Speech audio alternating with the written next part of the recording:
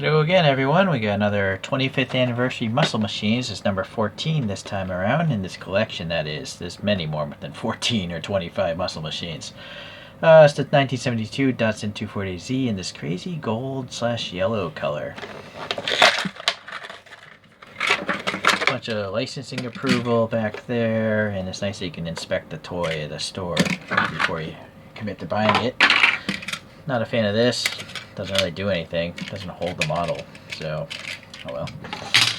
So it's not to say that Z's didn't come in gold. Here's an original gold-colored Z, as you can see, but it's clearly a darker.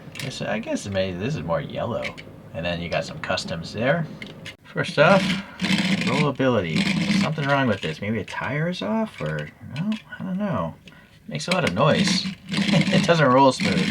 Yeah, this one's messed up. Most of them roll pretty well, but obviously not the case with this one. So this has chromed, like, Watanabe F8 kind of wheels. The front ones are, the rear ones are fine because they're passing air, but the front ones look solid. I don't know what the deal is with that. I'm trying to push through, see if there's too much chrome. Same here? Yeah, that's weird. The fronts just look odd because they're not passing air like the rear ones are.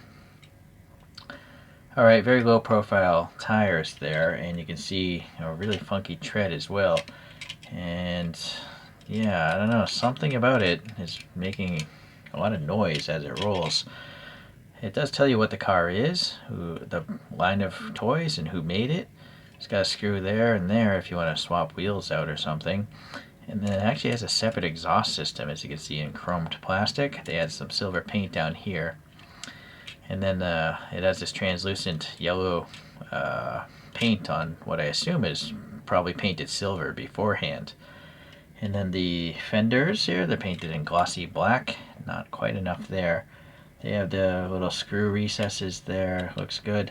The Datsun here looks nice. The little lock and door handle. There's a little recess for the fingers.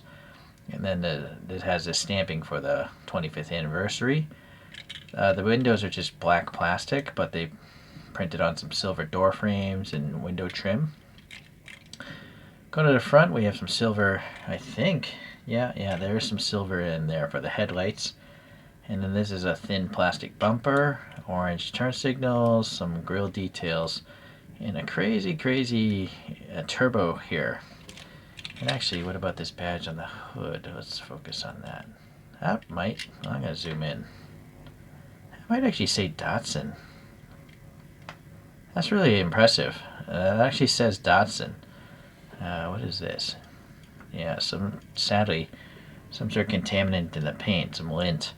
But that is really small. I mean, you saw my toothpick there. Let me back out here. Alright. So, yeah, just a raw turbo sucking in air. Blow-off valve, I guess. Some induction plumbing and stuff. Then we have some recesses here for the vents. Sadly, the casting or something looks a little rough. The hood looks fine. I think it might be a separate piece. But what's going on here and here is all very wavy. So maybe it's the silver or this yellow paint pooling up or something like that. It's nice that it has separate mirrors here, the wing mirrors. There's a raised reflector painted orange. And let's see, yeah, going around here, a little fuel filler. And also, I'm going to zoom in on this badge here on the C pillar. Let's see if that says Datsun. Oh, it says Z for Fail 80Z. Alright, so that's cool that they got these little badges on there. Camera's having a hard time. So we have some silver surrounding this red. So there's two paint processes there. Possibly on that one too. So small, I can't tell. Alright, separate very thin plastic bumper, and then this is plastic as well, and decent enough paint separation between the backups and the red here. Some recessed grooves, no license plate printing. Might have to add a plate there myself later. And then a little recess with black in there for the pipe. So this little ducktail wing gets pretty thin up at the top. The little silver around the windows is printed nicely. So yeah, there's a lot of details printed on this thing. Very cool. I just wish maybe something about the paint and the... This looks okay, but something really went wrong there. The sides look okay. The rear looks okay.